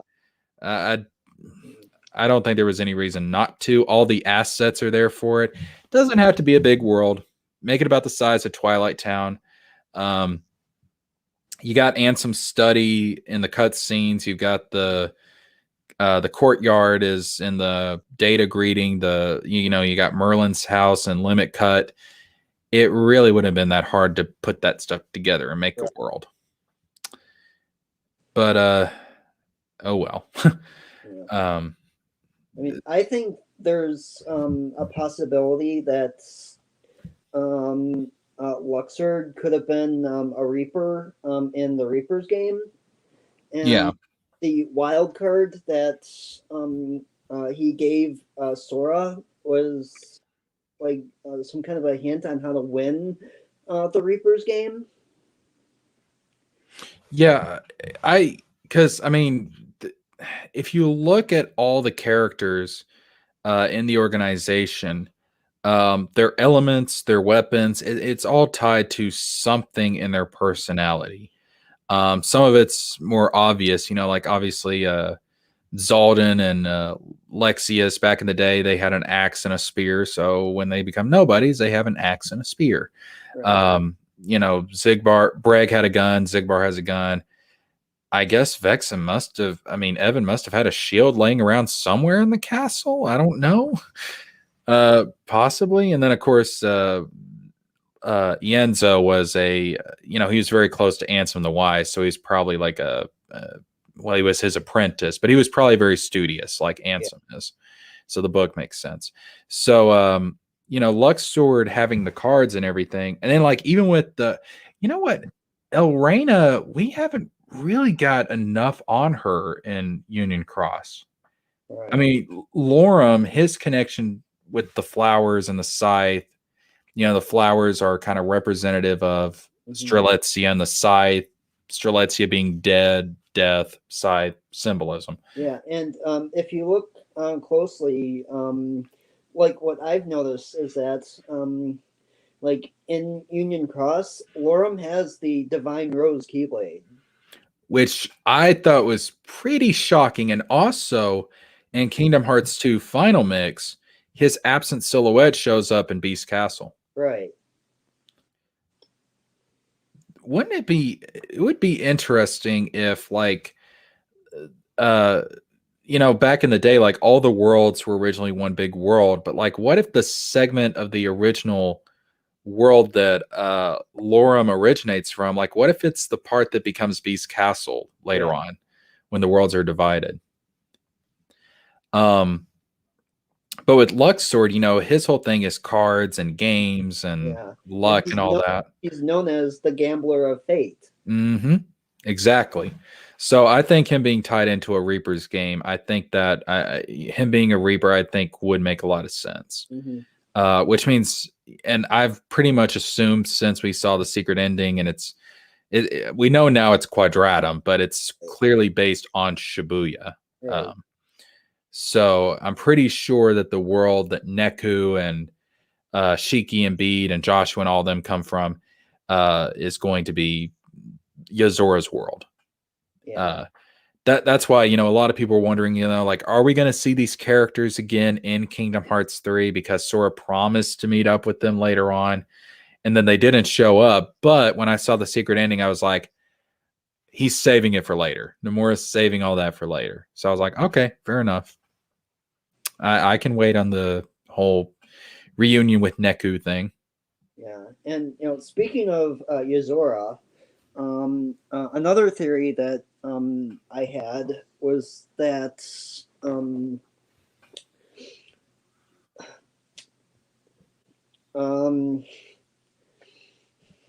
Yozora says that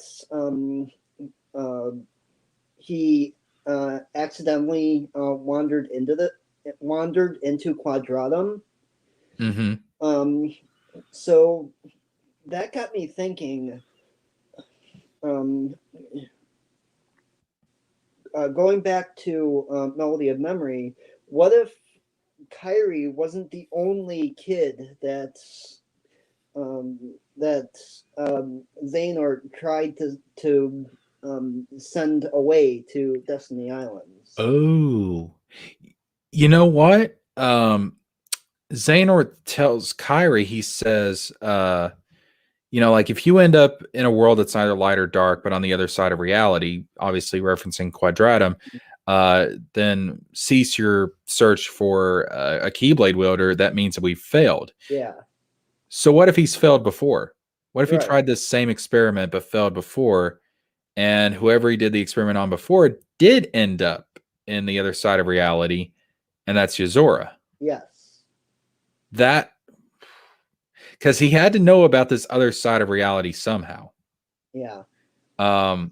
Because they even question that. Like, they don't know how Xehanort figured this out. Like, they don't know how Xehanort discovered the unreality.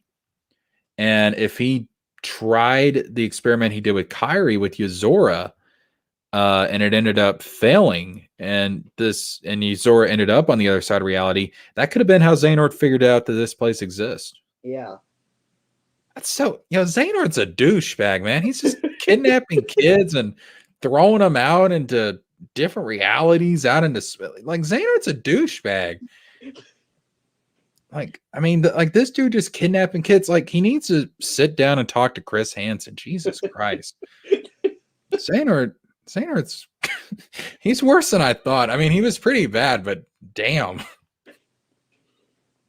Like, no wonder Kyrie couldn't remember all this stuff for a long time. Like, that's some serious PTSD. That would have messed her up big time. Like, go see a therapist. Like, now, honey, Xehanort can't hurt you anymore. Okay, he's gone. He can't get to you anymore. Yeah, and it also made me wonder, like, if Kyrie was essentially like a spy working for Xehanort the entire time. But I mean, like, she wouldn't have been consciously aware of it, right? No. Because oh my god, that'd be messed. Kyrie just comes out like, "Ooh, I was evil the whole time." like Kyrie's the master of masters. Like there we go. That's it.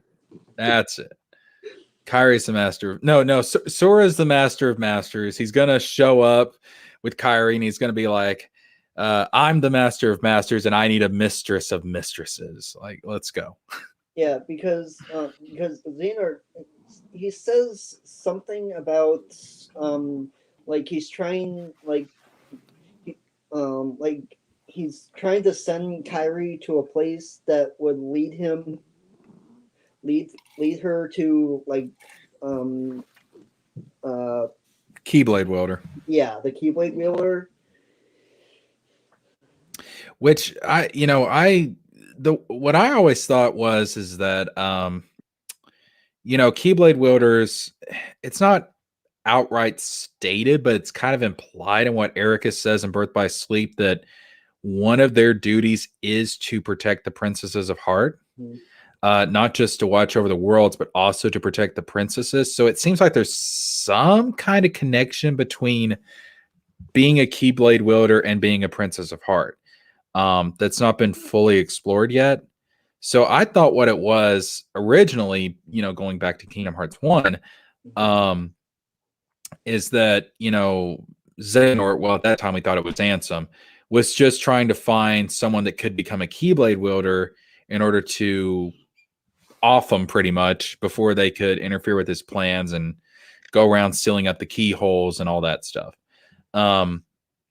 But you look at it later on and it's kind of like, Xehanort knew there were other Keyblade wielders out there. Like he knew Mickey was out there. I guess Yensid could have picked up a Keyblade at some point if he wanted to. I don't think there's anything saying that a former Keyblade wielder can't become a Keyblade wielder again.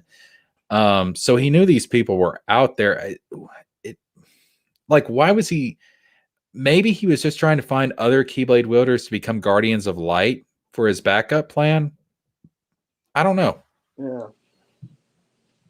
But Xehanort's a creep, man. It's kind of messed up. All this, like he takes over people's bodies, and I mean, you got Ansem taking over Riku, and I remember seeing somebody did like a stage play of Kingdom Hearts, and like somebody was pretending to be Master Xehanort, and went up to Riku, and he was like, "Hey, you want to team up? Oh, by the way, how old are you?" And Riku was like, "I'm 15." He was like, "Oh, good." I'm like, "Oh God." He's kind of a creep, man. Yeah, which one of my biggest questions, going back to actually, Birth by Sleep, is at what point does Lucio take over Braig's body? I think he's already in there by the time we see him. Okay.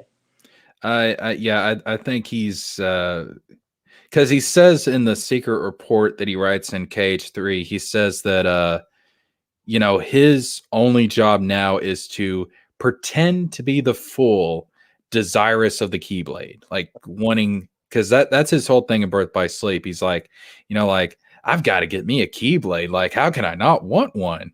He's already talking about it in Birth by Sleep. So he's already doing the whole charade pretty much. So yeah, I'm pretty sure by the time we see him in Birth by Sleep, he's already been possessed by Lucio, which is kind of creepy because that means we've never seen the personality of the real Breg. Right. It's just Lucio in the form of Breg, of Xigbar. We've never seen is the real Breg's still in there, like while Lucio is possessing him, or like what's going on? Like, is there just some random guy from Radiant Garden possessed by this ancient Keyblade master that's trapped inside of his own head, like screaming internally, like, please let me out? Like that, it's kind of horrific when you think about it. Kind of like, the whole Xehanort possessing Terra thing. Like, Terra was in there. Terra eventually got turned into the Guardian, and we don't know what happened to the original guy that is Breg. It's just Lucio in there. And that's why the whole Lucio thing I thought was so surprising, because you look at Lucio's personality and back cover, he's kind of timid. Right. He's kind of unsure of himself, but you look at Zigbar and like he's snarky, he's confident, he's, he it's like he's always in control. So that's why it was such a shock when, it was revealed that Zigbar was Lucio. I was like, no, really? Yeah. Like that guy? Yeah, and also like as long as we're on the topic of Lucio, another question that I had was like the way Lucio talks about Ava in the Kingdom Hearts 3 epilogue kind of made me wonder, like, does he know where she is? Probably. I don't have anything to back that up, but given how in control of things he's been behind the scenes, probably. I mean, that seems like something that he would know. Okay. Again, I don't have anything to back that up, but that just, given his personality and how in control he seems to be of things, probably. Okay. I mean, we don't really even know what happened to Ava yet, do we? No. She just, after the Keyblade War, she just disappeared. I mean, they all disappeared, but we don't know. Right. I mean, she was on a totally different mission. She was, the Dandelions and everything. So her fate really was kind of disconnected from the other foretellers. Yeah. And even like before Kingdom Hearts 3, like even after like I saw the epilogue, I'm like, I kind of had this theory in mind before Kingdom Hearts 3 came out, but I was kind of like, okay, so he summoned the foretellers back. Ava's not there. Maybe Ava will be this will be the secret boss in the Kingdom Hearts 3 base game. Yeah, that's what I was thinking too. I was not expecting it to be Yozora. I thought it was going to be Ava. Yeah. Or at least one of the foretellers, because I was like, well, I mean, they're the characters in the epilogue. It's got to be one of them, probably Ava, because she's not there, so she's got to be off doing something. All right. I was not expecting it to be Yozora. I was kind of halfway expecting Sephiroth to show up in Limit Cut because the other Final Fantasy characters were there. Mm-hmm. And I thought too, because Riku and Cloud are kind of similar in Kingdom Hearts, because Cloud is always fighting his darkness, which is represented by Sephiroth, and Riku is always fighting his darkness, which is represented by Ansem, and Riku conquered that. So I thought, well, it would be kind of appropriate if Riku helped Cloud to conquer his darkness. Yeah. That didn't happen, but I thought it would have been cool. See, I always thought that Riku and Terra were very similar. Oh yeah, they Terra is basically Riku but failed. Yeah. I mean that's pretty much what Terra is. It's like some creepy dude tried to use my darkness against me, lied to me, possessed me. I failed. And then Riku's like, yeah, that happened to me, but I ended up turning it around, and now they can't do nothing to me. Like, right. Like the younger version of the dude that possessed you basically said, like, well, we just did what the Keyblade did. We moved down the list. If we can't have you, we'll take Sora. Screw it. So yeah, that's why I think honestly Riku could probably teach Terra a thing or two. Like just be like, Terra, look, if someone seems like they might be evil and they dress like they're evil and they're saying evil stuff, they might just be evil, okay? It might not be such a good idea to trust them. It's like, but Master Xehanort seemed like he was so nice and everything. It's like, dude, did you see what he was wearing? Like, and evil people like don't move their hands around crazy when they talk and stuff. Like, you ever seen Star Wars, my dude? Like, that's Palpatine type of stuff. But Riku really impresses me in terms of how Nomura's written that character. I definitely think he's probably the best written character in the franchise.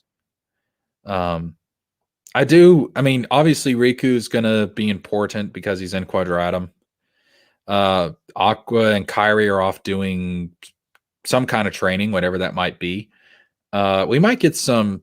We might have. What would be interesting is if in the next game, you play as Riku and you complete a. I don't even know if it's going to be a world or a level. I don't know how worlds are going to work in Quadratum because it's a different reality.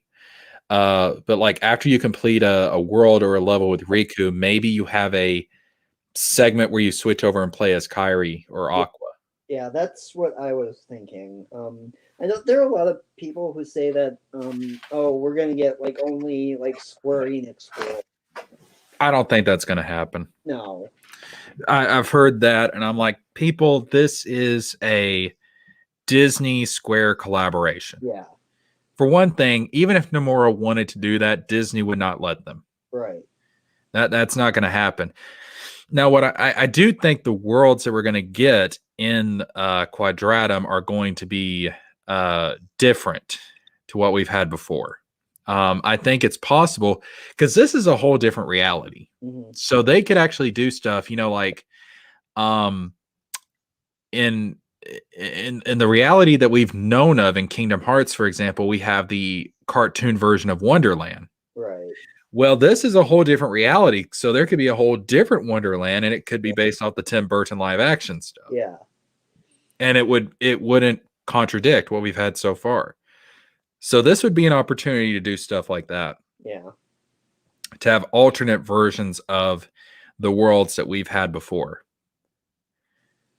I definitely could see that. Now, I would think, considering that the world is called, or this particular town is called Quadratum, which I'm pretty sure is just Latin for square. Yeah.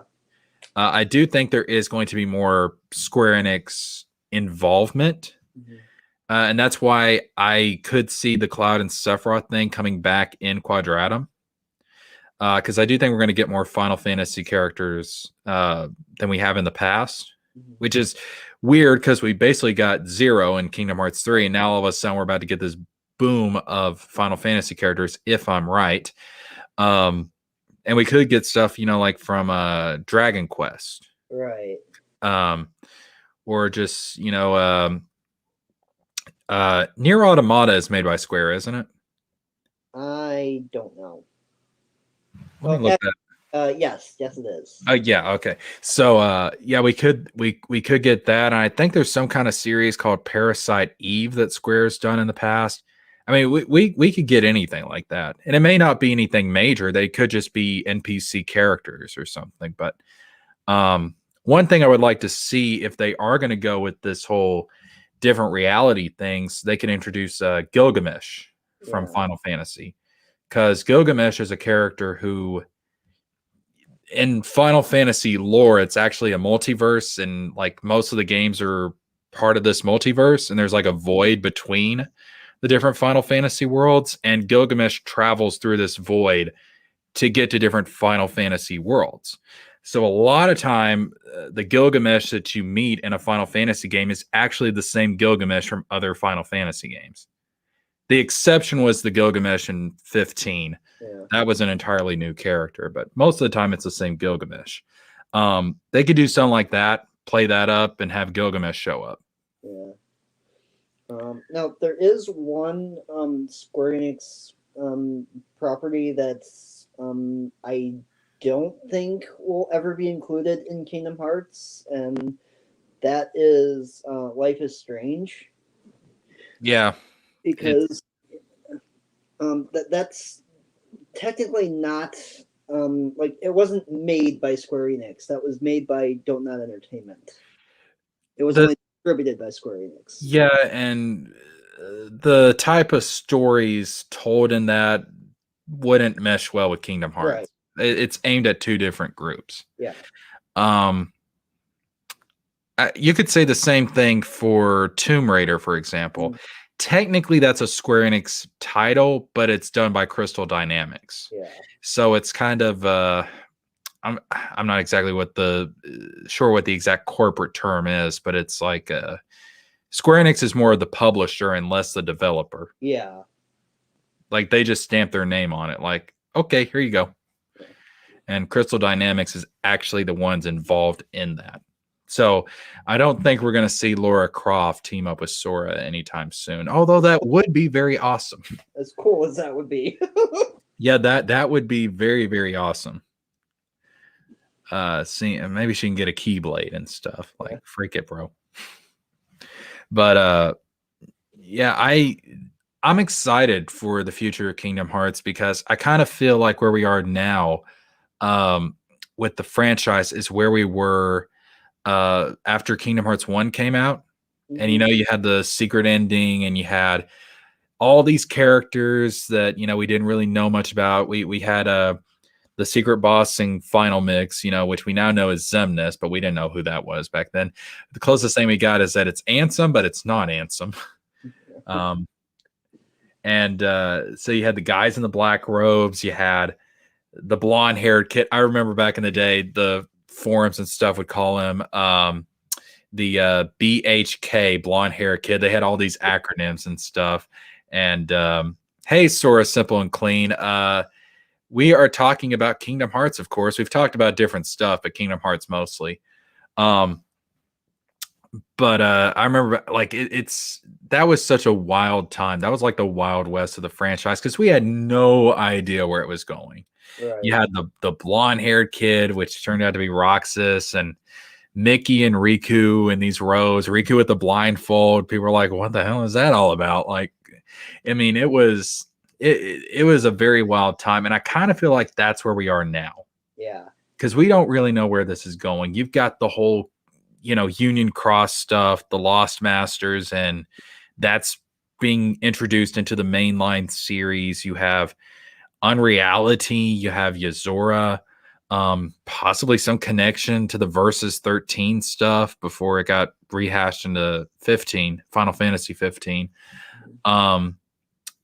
It's a time for a lot of speculation, and considering that we're probably not going to get an update on the series until 2022, there's a lot of time to just speculate, and it's exciting because they could really go in a lot of different directions.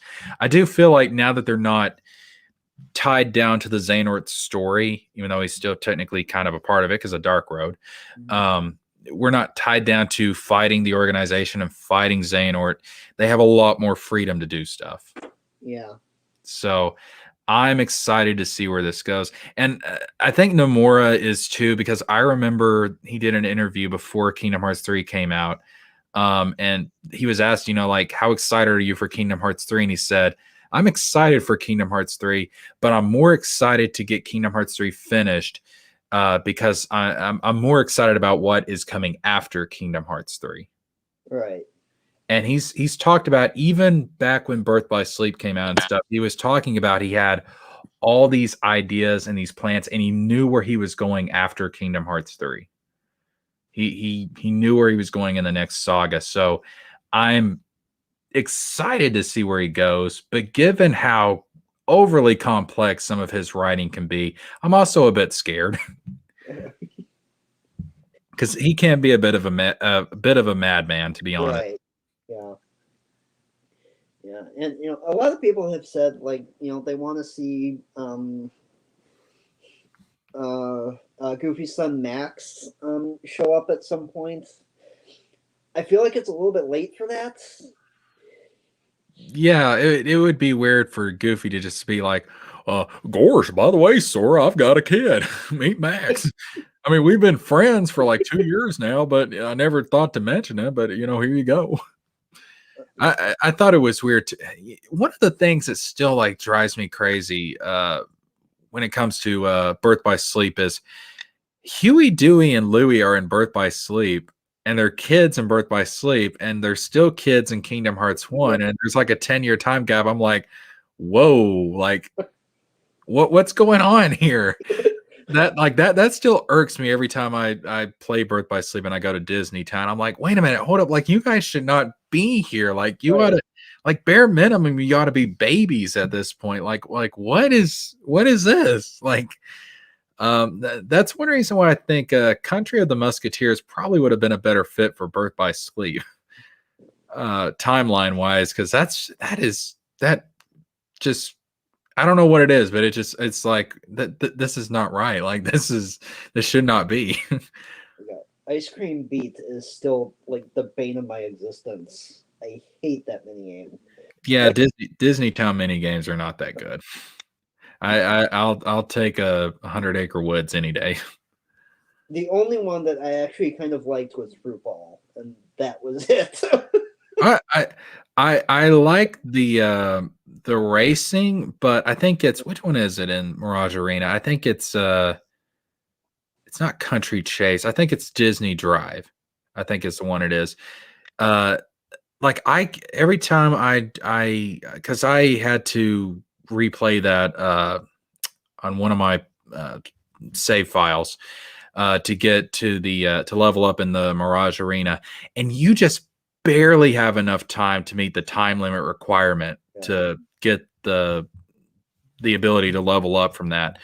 But I hate that one track. It's just like every time I beat it and I actually am successful at getting within the time limit, it's just like a second or two that I'm able to make it through. I hate that thing. Yeah. See, I'd be fine with Ice Cream Beat if it didn't require you to get a perfect score in order to pass. Yeah. It's like, bro, like, let me get at least a second highest or something. Like, give me a bit of leeway here. But that's one of the problems I have with Birth by Sleep too is that if you want 100% that game, I mean, number one, have you ever tried leveling up to level 99 in Birth by Sleep? No. It is ridiculous. Like you get so little experience after you hit level 50. It takes I've done it once. This was back when Birth by Sleep was on the PSP. I did it once with Ventus, and I told myself I'm never doing this again.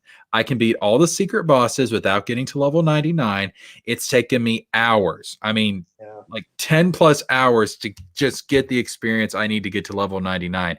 And then they want me to do this for all three characters? No, I ain't going through that. That's the third level of hell. Forget that. No. Because you don't need it. You don't need it.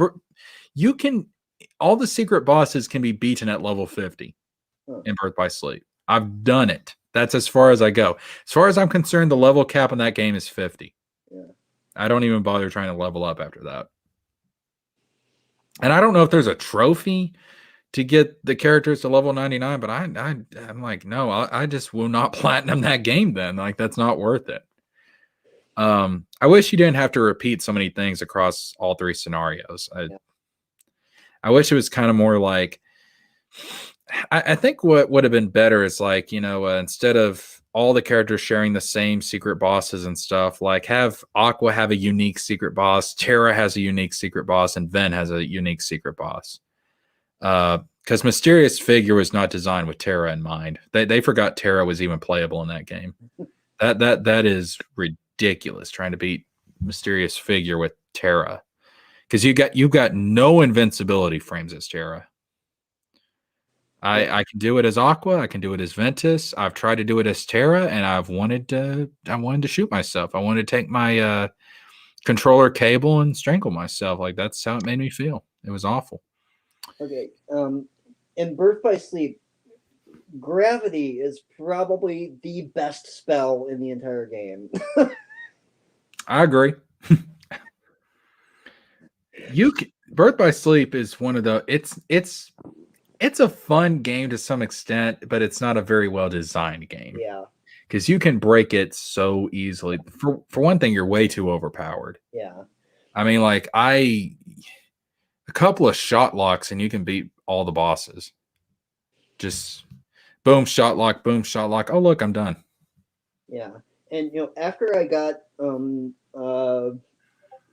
Heel Strike, like that was my default ability throughout pretty much the rest of the game. I use that on every secret boss. It's because it's a life that and the guard ability that heals you. Yeah. It's again, Birth by Sleep is incredibly broken. That's one reason why I've told people, I've said, I honestly think Dream Drop Distance is a better designed game than Birth by Sleep, even though it does have its breakable moments, aka Balloonra. That is the mind square of Dream Drop Distance. You can spam Balloonra and you can get through any boss. Young Zane or Balloonra will save you time and time again. But I think overall, in terms of difficulty, I think in terms of level design, I do think Dream Drop Distance is actually superior, even though it's still heavily flawed. Yeah. Now, I like the story of Birth by Sleep better than I do Dream Drop Distance. Because I swear to God, when I first played that game, and I was like, are you serious? We're bringing in time travel? Like, this thing's already complicated enough, and you bring in time. You just opened up a whole can of worms that this series did not need. Like, what the hell, Nomura? And like I spent forever trying to understand the time travel thing. I was like, how does this? I think I pretty much got a handle on it now. And when they brought up the whole thing about the replicas, because that's one thing I can never figure out, because they say in order to time travel, you have to leave your physical body behind and become just a heart. And I'm like, well, okay, so if Xemnas and Ansem and Young Xehanort are all time traveling and they left their bodies behind, how do they have bodies in Dream Drop Distance? Right. And then Kingdom Hearts 3 comes out, it's like, oh, well, they left their real bodies behind, and there were replicas waiting for them in the future. So the bodies they have in the future are the replicas. I'm like, okay, that fixes it. It's kind of a duct tape over, or a Band-Aid over a festering wound, but it works. I'll take it. Makes more sense than anything else, I guess. I still don't know how Merlin can time travel the way he does. And they even bring that up in Kingdom Hearts 3. The Dark Riku is like, unlike a certain wizard we had to follow all the rules of the universe. Apparently Merlin can just flip his finger off at the universe, say, screw you, I can time travel just by opening magic doors. But everybody else actually has to follow the rules. Yeah. Same thing with Fairy Godmother. It's like, I don't have to die to go to the final world. I can just bibbity bobbity boo, I'm there. Like, I can make you I turn pumpkins into carriages. I can give you glass slippers, and I can take you to the afterlife. It's like, freak it, man. I guess, Disney magic. But yeah, with that being said, we are over 2 hours, so I think we're going to wrap it up here. Okay. But yeah, I will be doing a live stream sometime next week to kind of explain all the plans and stuff and set up the schedule, all that good stuff. The official relaunch live stream, I guess. And then after that, I'll have like a consistent schedule. Okay. So yeah. And again, same thing. If you want to get in, I'll send you the link on Patreon through a private message. And anybody want to sign up for the gold tier, same thing. And we'll do it that way. All right. All right. Nice talking to you, Redbandit. Thank you for having me. No problem. All right, people. Peace out. Have a good one. And again, I will see you guys sometime next week for the official relaunch live stream. But until then, Everybody have a good weekend. Peace out.